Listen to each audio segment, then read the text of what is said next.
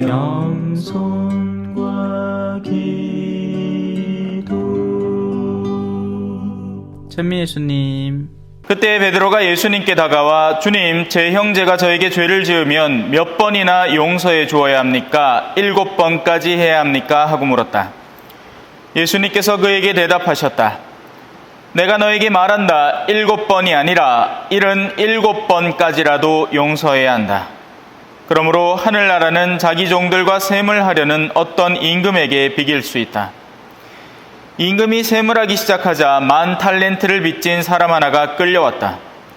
그런데 그가 빚을 갚을 길이 없으므로 주인은 그 종에게 자신과 아내와 자식과 그 밖에 가진 것을 다 팔아서 갚으라고 명령하였다. 그러자 그 종이 엎드려 절하며 제발 참아주십시오. 제가 다 갚겠습니다. 하고 말하였다. 그 종의 주인은 가엾은 마음이 들어 그를 놓아주고 부채도 탕감해 주었다. 그런데 그 종이 나가서 자기에게 100데나리온을 빚진 동료 하나를 만났다. 그러자 그를 붙들어 멱살을 잡고 빚진 것을 갚아라 하고 말하였다. 그의 동료는 엎드려서 제발 참아주게, 내가 갚겠네 하고 청하였다. 그러나 그는 들어주려고 하지 않았다. 그리고 가서 그 동료가 빚진 것을 다 갚을 때까지 감옥에 가두었다. 동료들이 그렇게 벌어진 일을 보고 너무 안타까운 나머지 주인에게 가서 그 일을 죄다 일렀다. 그러자 주인이 그 종을 불러들여 말하였다. 이 악한 종아, 내가 청하기에 나는 너에게 빚을 다 탕감해 주었다. 내가 너에게 자비를 베푼 것처럼 너도 내 동료에게 자비를 베풀었어야 하지 않느냐. 그러고 나서 화가 난 주인은 그를 고문 형리에게 넘겨 빚진 것을 다 갚게 하였다. 너희가 저마다 자기 형제를 마음으로부터 용서하지 않으면 하늘의 내 아버지께서도 너희에게 그와 같이 하실 것이다. 예수님께서는 이 말씀들을 마치시고 갈릴레아를 떠나 요르단 건너편 유다 지방으로 가셨다. 주님의 말씀입니다.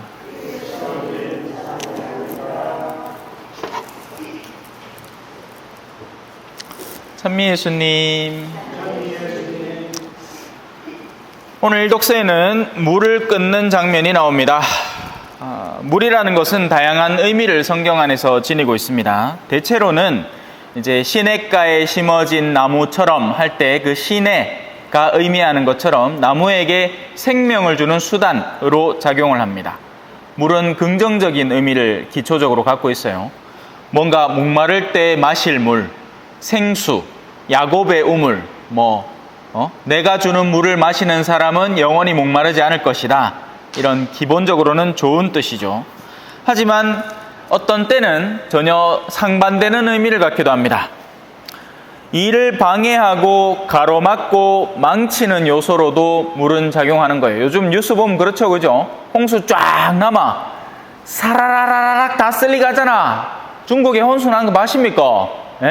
140년 만에 홍수가 나가 자금성이 600년 만에 잠기고, 또 뭘 하더라? 몇백 명이 죽고, 우리 상상이 안 되는 숫자죠.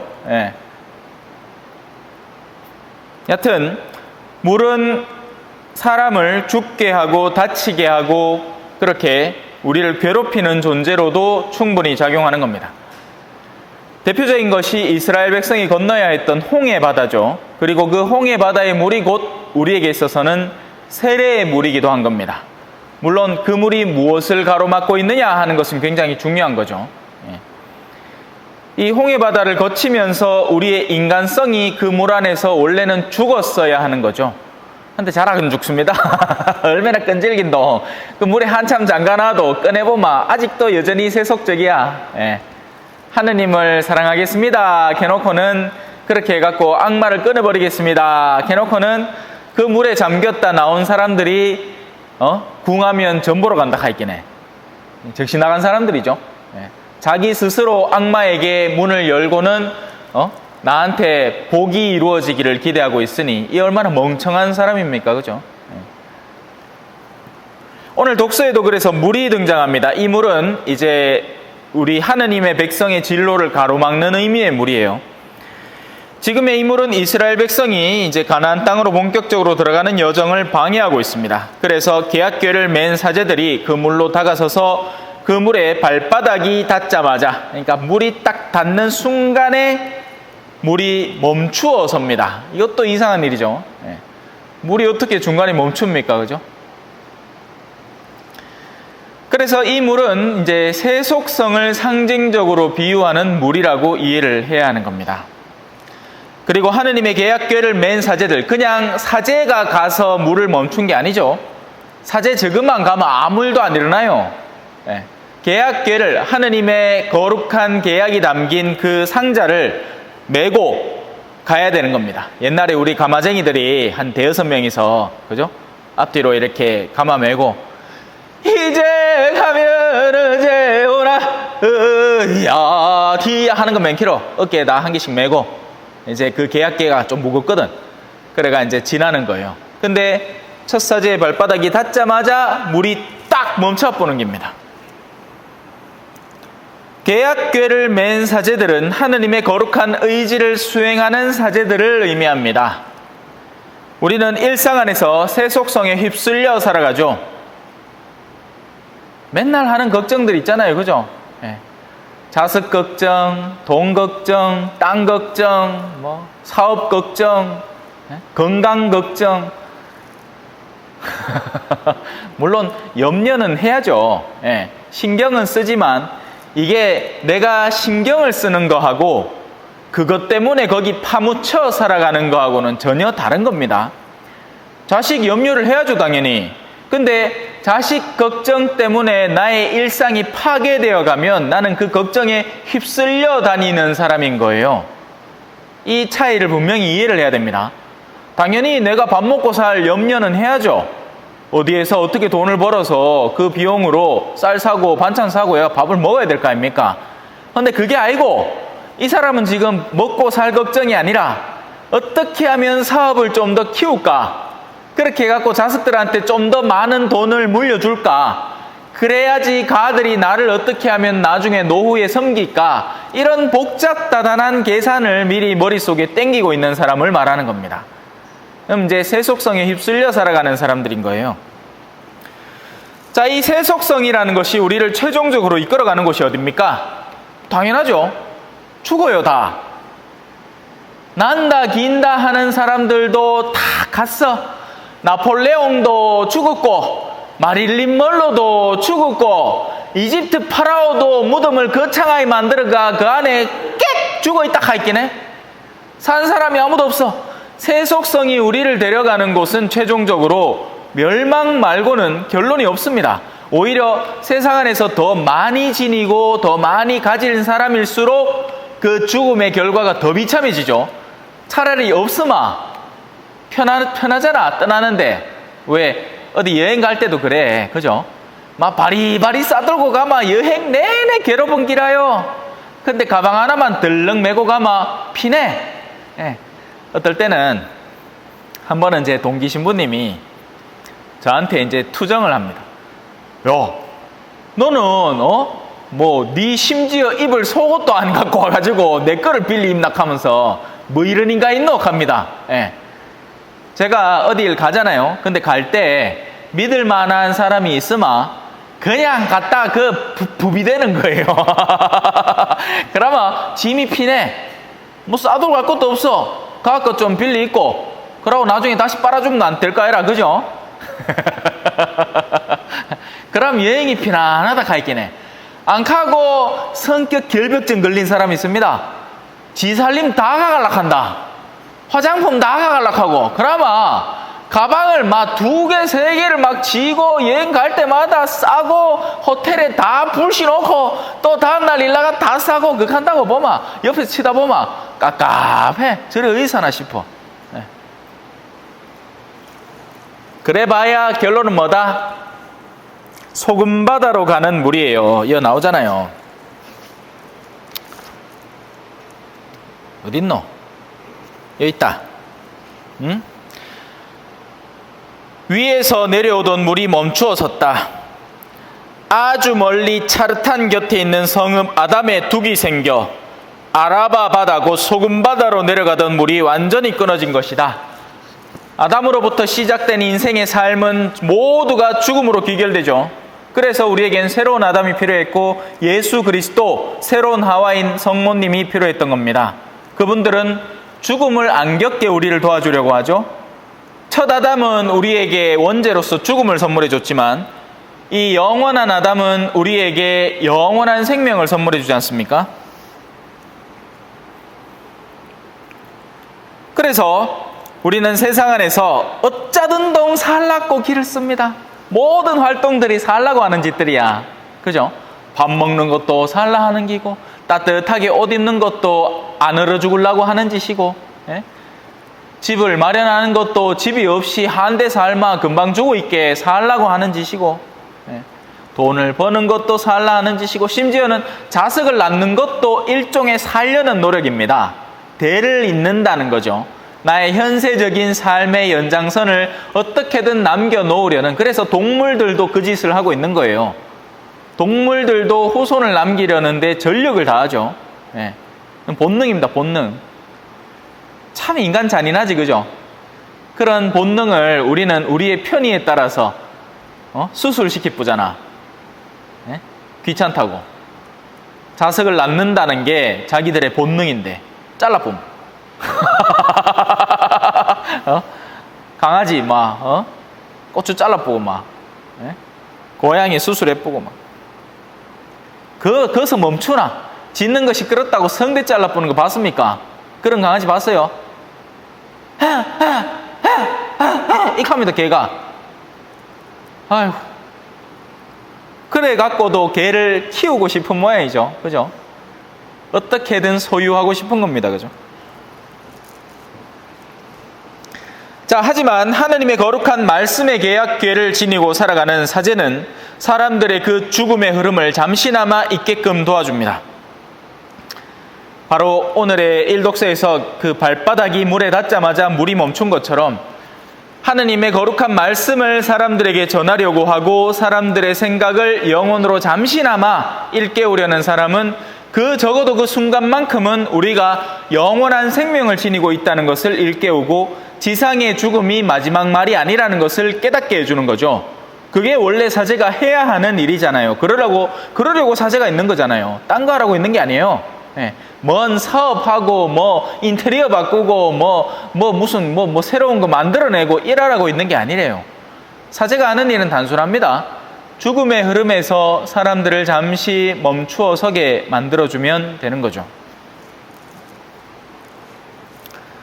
그래서 이스라엘 백성은 그렇게 멈춰진 강줄기 앞에서 마른 땅을 밟고 원하는 목적지를 향해서 또 한 걸음 나아가게 되는 겁니다. 그래서 한 주일에 한 번 정도만 들으면 돼요. 그 순간에 잠깐 멈춰서 또 한 걸음 나아가고 또 세속성이라는 물에 가로막혀서 한동안 방황하고 있다가 또 성당 와서 이 성체 받아 모시면서 맞죠? 예수님, 내 당신 따라서 잘 살고 있는 건 맞지요? 십자가를 지는 게 맞겠지요? 하고 또 십자가 질 노력으로 한번 물 건너보고 또 그래 갖고 세속성에 빠져가 누구는 그래 잘 살던데 누구는 차 바꿨던데 누구는 가방 바꿨던데 하는 소리 들으면서 마음 막 복잡하게 만들다가 또 이 신부님 말씀 듣고 맞다, 루이비똥 사봐야 결국 똥이구나 이런 거 듣고는 또 한 걸음 나아가고 그런 거지. 오늘 이런 일이 일어난 것은 단순히 이스라엘 백성이 요르단 강을 건너라고 하는 것이 아니었습니다. 사실은 지금의 이 물을 막은 사건 자체가 왜 일어났느냐? 지금 이 여호수아가 모세라는 인물이 있었잖아요. 모세는 이제 할 일 다 했어. 이집트 가갖고 막 재앙 막 쏟아내고 그거를 이스라엘 백성이 다 치다 봤단 말이에요. 또 시나이 산에 가가지고 계약판을 딱 받아오고 그러고는 막 황금 송아지 만들어놨는 거 갈아갖고 사람들한테 마시게 만들고 막 바위를 딱 치갖고 물도 팍 터지게 만들고 난리 북새통이었어요. 그러니까 모세는 엄청 존경을 받았어. 근데 지금 여호수아는 쎄빼인기라. 이 아는 도대체 사람들에게 어떻게 자신의 인정을 끌어올 것인가, 그걸 위해서 하느님이 마련하신 일종의 신앙 이벤트였던 겁니다. 물을 막아선 사건 자체가.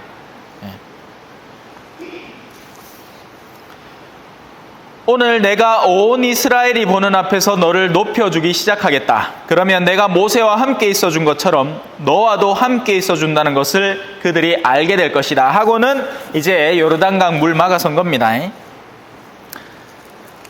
자, 그렇게 여호수아에게 하느님께서 함께 하신다는 것을 보여주는 사건으로 세속성이라는 물을 막아서는 일을 그 증거로 보여준다라는 것이죠. 이 두 개를 잘 연결시켜야 돼요. 마찬가지 일이 오늘날에도 일어나고 있습니다. 한 사제의 진실성을 알기 위해서는 단순히 그가 옷을 뭘 입고 있느냐 이거 중요하지 않아요. 저는 남미에서 공소에 가서 막 진짜 덥고 벌레 많고 막 하는데 급하게 막 미사 처리가 해야 돼 막 영대만 걸치고 미사하는 거예요. 뭘 이걸 치릉치릉 입나 더워 죽겠는데 땀 뻘뻘 나고 막 벌개이들 막 끓어오르는데 아니라 영대만 딱 걸치고 미사 드리는 겁니다. 사람들하고. 그럼 미사가 안 되느냐? 잘 돼. 왜? 사람들의 마음속에 옷을 입고 안 입고 상관없이 눈앞에 있는 사람이 사제이기 때문에 그렇죠. 그 마음속에서 일어나는 것이 진실된 예배지. 먼 놈 예식 다 차려갖고 막 바람 부는데 초세아가 옆에 한국 사람이 가끔씩 선교지에 미사를 같이 가면요. 이 사람은 지금 마음속에 큰일 난기라. 와, 미사를 드리는데 초가 있어야지. 그죠? 이거 십자가를 신부님 쪽으로 할까 신자 쪽으로 할까 그거 따지고 드는 사람인데 미사를 드린다 해놓고는 초가 없는 기라. 그러니까 이 사람 뭐 하는지 압니까? 초 옆에서가 라이터 들고 꺼질 때마다 켜고 앉았다. 띠리야 얘가. 그래 가만히 놔 또 계속 극하라고. 언제까지 하나 보고로. 꺼질 때마다 켜고 꺼질 때마다 켜고. 그거는 이런데 바람 없는데 다 막히는데 왜다가 바람이 들어가고 한번 꺼지고 나면 복사들이 난리 나죠. 그때는. 그거는 이해를 해. 근데 그 한대 그거 초키 났다고 그거 초키겠다고 옆불떼기 서갖고 꺼질 때마다 켜고 앉았다. 쓰러질 때마다 붙들고 앉았고. 아니라요. 한 사제의 진실성을 알기 위해서는 그 사제의 역할 가운데에서 하느님의 손길을 만나기만 하면 되는 겁니다. 그의 외견이 형식이 중요한 게 아니라 그의 진실된 마음이 어떤 것인가를 식별해야 한다는 거죠. 그래서 세속성의 물길 속에서 갈팡질팡하던 신자들이 사제의 신심 가득한 설교를 듣고 자신의 세속성의 물길이 잠깐 멈추는 것을 느끼게 되면 그 사람들은 그 사제의 가치를 알아보는 겁니다.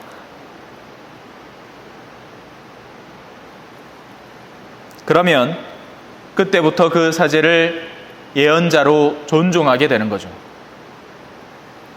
복음은 바로 그런 역할을 하는 예수님을 보여주고 있습니다. 증오라는 것만큼 세속성에서 대변되는 역할이 따로 없습니다. 세속성은요, 흔히 우리에게 증오를 야기시킵니다. 누가 좋은 가방을 샀다. 시기라는 증오가 일어나죠.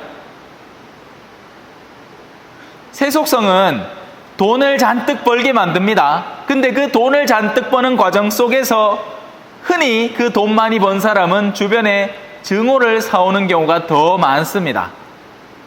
편하게 못 죽어요. 돈을 많이 지닌 만큼. 가난한 사람을 누가 증오하는 거 봤습니까? 관심도 없다, 신경도 안 쓰고. 근데 누가 자기의 눈앞에 딱 드러나잖아요. 요즘 연예인들의 고초가 그거 아닙니까?